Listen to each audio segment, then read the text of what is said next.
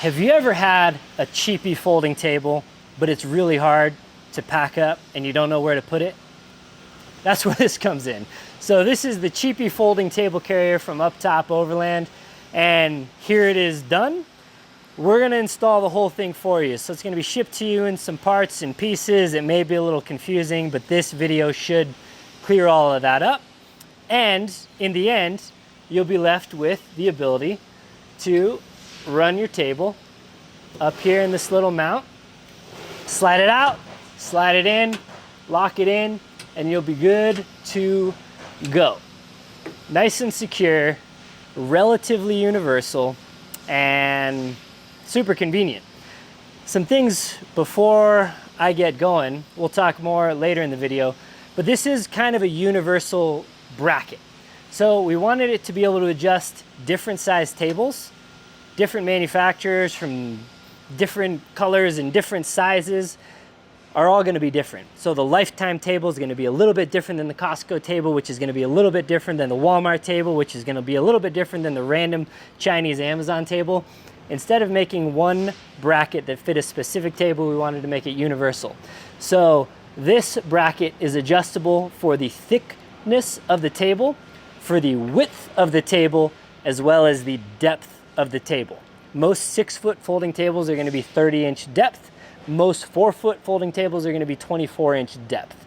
So this carrier can accommodate all of those folding tables that you have. We've tested about 12 of them, so we've been able to make it fit every single one of those. With infinite modularity and adjustability comes a little bit more adaptability, so there's a little bit more nuts and bolts that you need to put together to find the right size, but hopefully in the end it's worth it. So let's just get into it. So what you're going to want to do, we include this with every package, is the VC3. This is essentially thread locker. So you're going to want to get this on all of the threads of the bolts that don't have nylock washers. Doesn't hurt anything on the nylock washers either, but anytime there's a nylock washer, you don't necessarily need this. Technically, you are supposed to let that kind of dry and cure for 10 minutes before you actually apply it to the bolt. So this is a good opportunity to do that as the first step. Again, anytime something has a threaded nylon nut, you do not need this. But if you want to, you could just apply it to every bolt, but anytime you're putting it into an insert that doesn't have the nylon portion, you do want to go ahead and put the thread locker on there. Okay, so we partially assembled this one here. This is how it's going to come. Everything is labeled, but there's quite a few pieces. To make this thing modular, everything had to be modular. We got a couple different tables, a couple different sizes. The widths are a little different, the depths are a little different. So every table we've tested, which is like a dozen tables, we've got it to work on. So should be good for you. But yeah, this bracket basically adjusts for how thick the table is. And then this bracket adjusts for how deep the table is.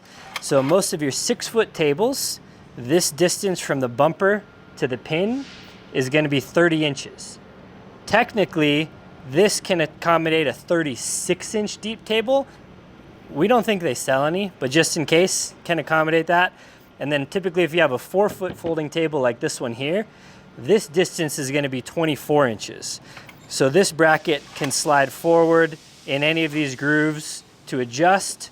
It can be mounted this way with the rubber pad on this side, or it can be mounted this way with the rubber pad on this side. So you'll be able to find this will fit any size table in here. So those are the components. This bracket, this one for the rubber bumper, this one for the plunger, and then this bracket, this is where things are going to be different depending on what you're going to be mounting it to.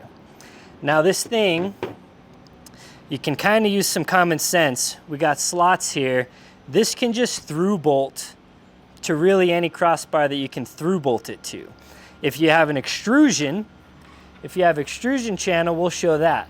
But it's essentially just the extrusion nut that slides in here and then that bolts up to the extrusion bar.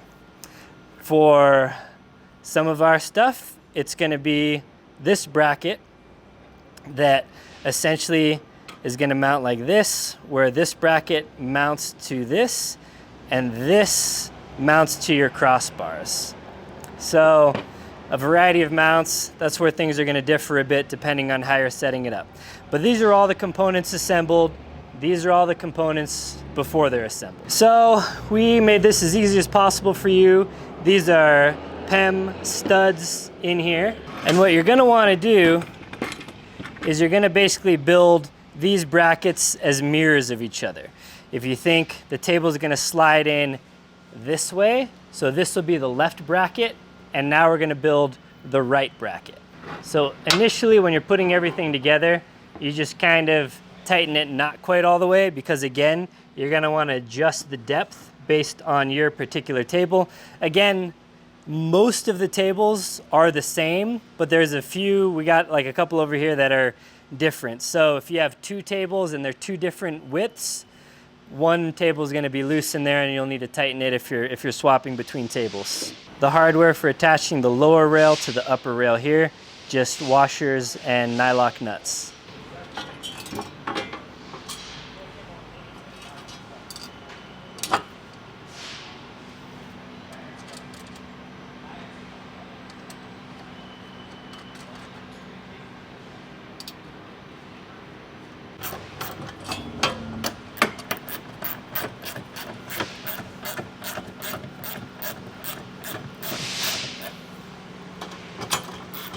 So the plunger here, we already have it attached here. This is the hardware for attaching it. Again, you're going to want to do a left side and a right side. These pieces are the same though, so whichever one you start on is fine. Just do this one the opposite of it. So the plunger will just fit right up through there, and then that hardware attaches it.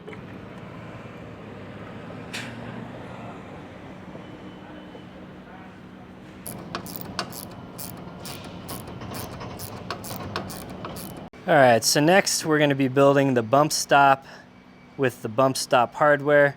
Again, depending on if you're putting it this way or the other way, you're going to put it on one side or the other. For our application, we're putting it on this side. The only additional step you may be doing during this part is if you are running crossbars that are a little too far apart to span the table. So the table will fit in here, and to keep it from flopping out the top, you have crossbars going across. So you have a crossbar holding this in, and in most scenarios, especially with our bed racks, you're gonna have a crossbar about here holding the back in. If for some reason your crossbars aren't lining up to hold the table in, there is a bracket that attaches to this part here. So the bracket essentially is going to be holding the back of the table in place for when the crossbar distance is too far. We don't actually have that bracket for this setup because our crossbars are close enough together to where the crossbars are going to be holding it in place. So again, you probably won't need to use that bracket, but that's what it's there for. So once you have this spaced out to your table size, you're going to want to go ahead and put the bolts in that we have thread locked ahead of time, and those will go from the bottom into the threaded studs here. All right, so if you have an extrusion, you'll simply slide the extrusion nut inside of the extrusion, and then it'll flush up and you'll bolt right to it from the bottom. It's pretty straightforward. Then we also have potentially a through bolt option like we have here, which is very simple as well. Simply a bolt coming down through, and then it's going to go into this channel right here. So in this scenario, again, we kind of have things loose. We'll show you why later, because we're going to use some clamps to kind of hold everything in place. That just makes install quite a bit easier. But for the through bolt, you simply get those in, you get this lined up to where you want it. So for one person installation, these clamps come in super handy. If you don't have some, go buy some. You'll use them all the time for everything. But you get it lined up in here, and then you'll really just put the washer and the nut underneath and tighten it down. All right, so there's also this bracket attachment mechanism, which you'll want to space this out wherever you want to put it. We're putting it to where these crossbars are going to be flushed up right on the edge. So we do have 3 studs, but you really only put 2 bolts in them. It's just if you need to span this little gap, you'll do one or the other. So on this one, we have 2 in the front, pushed almost all the way back, gives us that crossbar distance. Then we just kind of held it up in place to get that distance. And then we put the studs in here. Again, these are both just kind of loose right now. You can mount these on either side of the crossbar. So depending on where the crossbar lands for your mount, you may want to put them this way or the other way. So once these are in, these slots right here line up with the bolts that you're going to put right on this side. So we'll get those started. All right, so with the table that you're using up in here, again, these clamps come in pretty handy if you're just one person. If you are one person and you don't have a second set of hands and you don't have clamps, then you can just push this up to where the table snugs up against the crossbar and then tighten the front one. So then you go ahead and do the same deal in the back, either push it up or clamp it up until it's tight. And then once the front and back, the table is nice and snug. Again, this is something you can kind of dial in. The tighter it is, the less it's going to bounce around.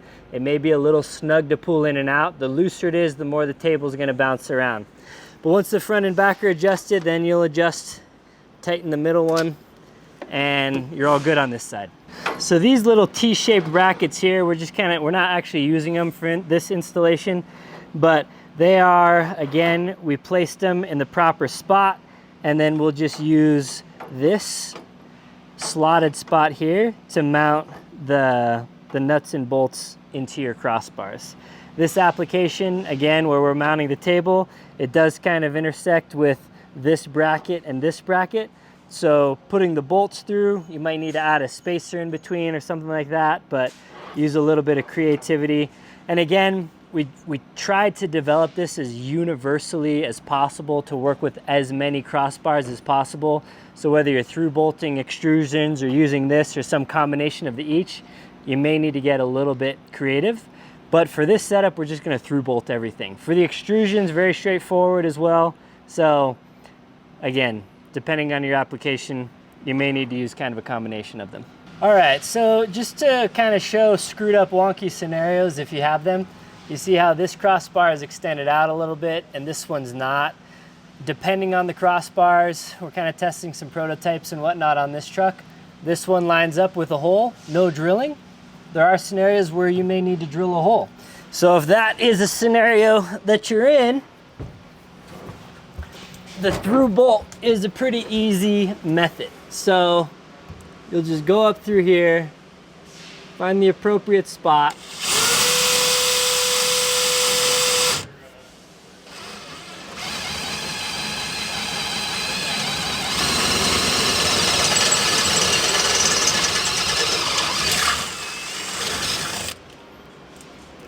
and drill a hole in the proper place. So when through bolting, just know that these are aluminum. So we wanted to keep things as lightweight as possible. So you can over tighten them. If you tighten them and this thing starts to bend up in between these crossbars specifically, you're tight enough and probably a little too tight. So just snug it up.